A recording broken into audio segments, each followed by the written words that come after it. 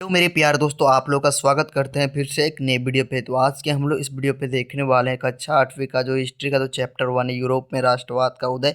इसका हम लोग अभ्यास प्रश्न उत्तर को देखने वाले, बिल्कुल ही आसानी भाषा में। तो चलिए दोस्तों, हम लोग समय को नहीं गवाते और वीडियो को स्टार्ट करते हैं। तो आप लोग का फर्स्ट क्वेश्चन में दिया गया है कि निम्नलिखित पर टिप्पणी लिखे। तो किसका टिप्पणी लिखना है? तो जियोसेपे मेजनी का। तो आप लोग इसका उत्तर कैसे लिखेंगे? तो आप लोग इसका उत्तर लिखेंगे कि जियोसेपे मेजनी इटली के महान राष्ट्रवादी नेता थे। कहाँ के राष्ट्रवादी नेता थे? तो इटली के वो महान राष्ट्रवादी नेता थे और उनका जन्म 1805 ईस्वी में हुआ था। और जियोसेपे मेजनी का जो जन्म हुआ था वो 1805 ईस्वी में हुआ था। वह इटली के एकीकृत और स्वतंत्र बनाना चाहते थे, यानी कि वो इटली को जो एकीकृत और स्वतंत्र बनाना चाहते थे। उसके बाद आप लोग लिखेंगे कि उन्होंने यंग इटली नामक संगठन की स्थापना की। और यंग इटली नामक की स्थापना किसने किया था? तो आप लोग याद करना है कि जियोसेपे मेजनी ने किया था। ठीक मेरे प्यार दोस्तों। और उन्होंने युवा में देशभक्ति की भावना जगाई, और उन्होंने जो युवा लोग थे उसमें देशभक्ति की भावना को जगाई। ठीक है। उसके बाद आप लोग लिखेंगे मेरे प्यार दोस्तों कि उनके विचार ने इटली के एकीकरण में महत्वपूर्ण योगदान दिया। उनका जो ये विचार जो था इसमें जो इटली का जो एकीकरण में महत्वपूर्ण योगदान दिया। ठीक है मेरे प्यार दोस्तों, उन्हें इटली के राष्ट्रवाद का अग्रदूत माना जाता है। और जोसेपे मेजनी को इटली का राष्ट्रवाद का अग्रदूत माना जाता है। ठीक है मेरे प्यार दोस्तों, तो क्वेश्चन नंबर 1 समझ में आ गया होगा जियोसेपे मेजनी का। अब बढ़ते हैं हम लोग काउंट कैमिलो दे कावर। अब काउंट कैमिलो दे कावर के बारे में हम लोग देखेंगे। तो आप लोग इसका उत्तर कैसे लिखेंगे? तो आप लोग इसका उत्तर लिखेंगे कावर इटली के प्रमुख राजनेता थे। जो कावर जो थे ना मेरे प्यारे दोस्तों, वो इटली के प्रमुख राजनेता थे। वे सार्डिनिया पिडमोंट राज्य के प्रधानमंत्री थे। और वो कहाँ कहाँ के प्रधानमंत्री थे? तो उस समय याद रखना है कि सार्डिनिया पिडमोंट राज्य के प्रधानमंत्री थे। उन्होंने कूटनीति और सुधारों के माध्यम से इटली के एकीकरण का मार्ग प्रदर्शित किया। ठीक है। उन्होंने क्या किया? तो उन्होंने कूटनीति और सुधारों के माध्यम से इटली के एकीकरण का मार्ग को प्रदर्शित किया। ठीक है मेरे प्यारे दोस्तों, उन्होंने फ्रांस की सहायता प्राप्त की और उनको फ्रांस का जो सहायता मिला, ठीक है, फ्रांस देश का उन्हें सहायता मिला। उनकी नीतियाँ से इटली मजबूत बना। उसका यह नीतियाँ से जो इटली जो था ना वो मजबूत बना। उन्होंने इटली को एक राष्ट्र बनाने में महत्वपूर्ण भूमिका निभाई। ठीक है। उन्होंने जो इटली है इसको राष्ट्र बनाने में महत्वपूर्ण भूमिका निभाई। ठीक है मेरे प्यारे दोस्तों, उन्हें इटली के एकीकरण का प्रमुख निर्माता माना जाता है। और उन्हें क्या माना जाता है? तो इटली के एकीकरण का प्रमुख निर्माता माना जाता है मेरे प्यार दोस्तों। तो क्वेश्चन नंबर 2 भी आप लोगों को समझ में आ गया होगा। अब बढ़ते हैं हम लोग ग नंबर की ओर। इसमें किसके बारे में दे? तो यूनानी स्वतंत्रता युद्ध के बारे में आप लोग को लिखना होगा मेरे प्यार दोस्तों। तो यूनानी स्वतंत्रता युद्ध 1821 ईस्वी में शुरू हुआ था। और जो यूनानी स्वतंत्रता युद्ध जो हुआ था वो 1821 ईस्वी में शुरू हुआ था। यह युद्ध यूनानियों द्वारा तुर्की शासन से स्वतंत्रता प्राप्त करने के लिए लड़ा गया था। ठीक है। ये किस लिए लड़ा गया था? आप लोग ध्यान दीजिए। यह युद्ध यूनानियों द्वारा, यह युद्ध किसके द्वारा शुरू किया? तो यूनानियों द्वारा तुर्की शासन स्वतंत्रता प्राप्त करने के लिए, यूनानी लोग तुर्की पर शासन करने के लिए ये लड़ाया गया था। ठीक है। और यूरोप के कई देशों ने यूनान का समर्थन किया। और यूरोप का जो बहुत सारा जो देश है वो उसने किसका साथ दिया था? तो यूनान का साथ दिया था। ठीक है, यानी कि समर्थन किया था। लंबे संघर्ष के बाद यूनान को सुंदरता प्राप्त हुआ। ठीक है। लंबे समय के बाद यूनान को जो सुंदरता प्राप्त हुई, ठीक है, सुंदरता नहीं होगा उसका, उसको वहाँ पर जीत प्राप्त हुआ। ठीक है। यह राष्ट्रवाद की भावना का एक महत्वपूर्ण उदाहरण था मेरे प्यारे दोस्तों। तो समझ में आ गया होगा ग नंबर पे। अब हम लोग घ नंबर को बढ़ते हैं। तो इसका क्या दिया गया? तो फ्रैंकफर्ट संसद। और फ्रैंकफर्ट संसद कौन था? तो फ्रैंकफर्ट संसद 1848 ईस्वी में जर्मनी में बुलाई गई थी। जो यह परफेक्ट संसद जो था फ्रैंकफर्ट, वो 1848 ईस्वी में जर्मनी में बुलाए गए थे। कहाँ पर? तो जर्मनी। इसका उद्देश्य जर्मनी का एकीकरण करना। इसका क्या उद्देश्य था? कि जर्मनी का हम लोग एकीकरण करेंगे, ठीक, और एक संविधान बनाएंगे। ठीक मेरे प्यारे दोस्तों, बनाना था।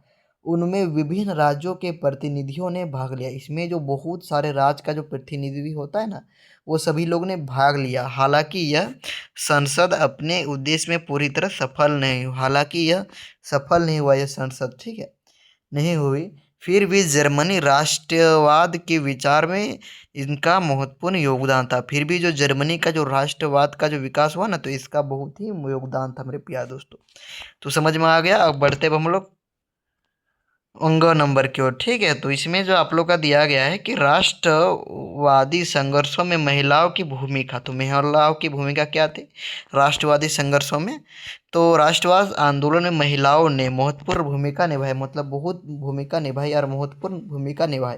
उन्होंने सभाओं, जुलूसों और आंदोलन में सक्रिय भाग लिया। और जो महिला लोग जो था ना, वो सभा, जितना सा सभा बनाया जाता था, इतना जुलूस निकाला जाता था, और आंदोलन में सभी महिला लोग भाग लिया था। ठीक है, महिलाओं ने राष्ट्र के विचार का प्रचार किया। महिलाओं ने जो राष्ट्र का विचार का प्रचार किया, तथा स्वतंत्रता संघर्ष में पुरुषों का सहयोग किया, तथा स्वतंत्र में जो पुरुषों का भी सहयोग किया। ठीक है, स्वतंत्र राज्य बनाने के लिए, ठीक है, के लिए उसके योगदान में राष्ट्रवादी आंदोलन को मजबूत बनाने में सहायता की। ठीक है, ठीक है मेरे प्यार दोस्तों, तो समझ में आ गया होगा। अब हम लोग बढ़ते हैं आगे क्वेश्चन की ओर। तो आप लोगों का दो क्वेश्चन नंबर 2 में दिया गया है कि फ्रांसीसी लोगों के बीच सामूहिक पहचान का भाव पैदा करने के लिए फ्रांसीसी क्रांतिकारियों ने क्या कदम उठाए? तो आप लोग इसका उत्तर लिखेंगे कि फ्रांसीसी क्रांतिकारी ने लोगों में राष्ट्रीय एकता और सामूहिक पहचान की भावना पैदा करने के लिए महत्वपूर्ण कदम उठाए। क्या कदम उठाए मेरे प्यारे दोस्तों? कि फ्रांसीसी क्रांतिकारियों ने लोगों में राष्ट्रीय एकता और सामूहिक पहचान की भावना पैदा करने के लिए कई महत्वपूर्ण कदम उठाए। क्या क्या कदम उठाए? उन्होंने राष्ट्रीय ध्वज को अपनाया। और उन्होंने कौन सा ध्वज को अपनाया? तो राष्ट्र ध्वज को अपनाया। और राष्ट्रगान का महत्व दिया, और जो राष्ट्रगान जो है उसको महत्व दिया।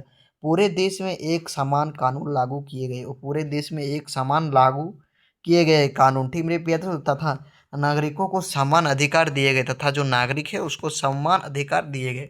और मातृभूमि और नागरिक जैसे विचारों का प्रचार प्रचार किया। देशभक्ति गीतों, सभाओं और राष्ट्रीय प्रतीकों के माध्यम से लोगों को यह महसूस कराया गया कि वे सभी एक ही राष्ट्र के सदस्य हैं। इससे राष्ट्रवाद की भावना मजबूत हुई। ठीक मेरे प्यारे दोस्तों, अब बढ़ते हैं हम लोग 3 नंबर की ओर कि मेरियान और जर्मनिया कौन थे?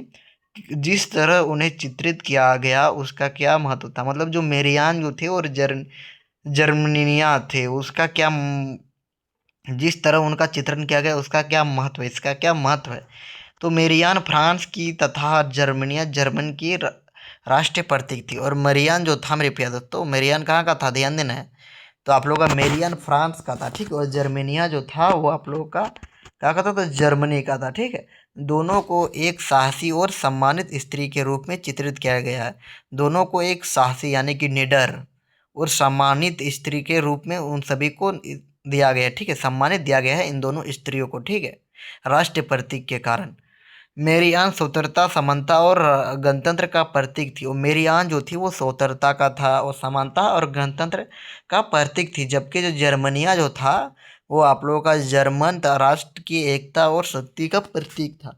इन प्रतीकों का उद्देश्य लोगों में राष्ट्र प्रेम और देशभक्ति के भावना जगाना था। ठीक है, उनके चित्र देखकर लोगों को अपने राष्ट्र की एकता और स्वतंत्रता के महत्व का एक एहसास होता था, जब वह राष्ट्र के लिए एकजुट हुआ। मेरे प्यारे दोस्तों, तो ये आप लोगों को अच्छा लगा होगा। तो अब आगे क्वेश्चन को बढ़ते हैं। तो इसमें दिया गया है कि जर्मन एकीकरण की प्रक्रिया का संक्षेप में पता लगाइए। ठीक है, तो 19वीं शताब्दी में जर्मन अनेक छोटे छोटे राज्यों में विभाजित था।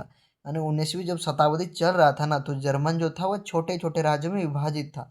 जर्मन राष्ट्रवादी इन राज्यों को एक राष्ट्र में संगठित करना चाहते थे। और जर्मन जो थे वो ये करना चाहते थे कि छोटे छोटे राज्य को एक साथ कर देना है। ठीक है मेरे प्यार दोस्तों, इस कर इस कर का नृत्य वो परसा राजा ने किया। मतलब इसका जो नृत्य किया वो परसा राजा ने किया। परसा के प्रधानमंत्री, उसका क्या नाम था? तो आप लोग याद करना है, ओटोवन बिस्मार्क। परसा के प्रधानमंत्री ओटोवन बिस्मार्क ने अपनी कूटनीतियों और सैन्य शक्ति के बल पर डेनमार्क, ऑस्ट्रेलिया और फ्रांस के विरुद्ध युद्ध किया। ठीक है मेरे प्यारे दोस्तों, इन युद्धों में विजय प्राप्त करने के बाद जर्मन राष्ट्र का एकीकरण संभव हुआ। तथा 1871 ईस्वी में जर्मन का एकीकरण पूरा हुआ और एक शक्तिशाली जर्मन राज्य की स्थापना हुआ। ठीक है मेरे प्यारे दोस्तों, तो ये वीडियो को आप लोग को अच्छा लगा तो लाइक करें, कमेंट करें, सब्सक्राइब करें और हाइप करें। ठीक है मेरे प्यारे दोस्तों, जय हिंद, वंदे मातरम।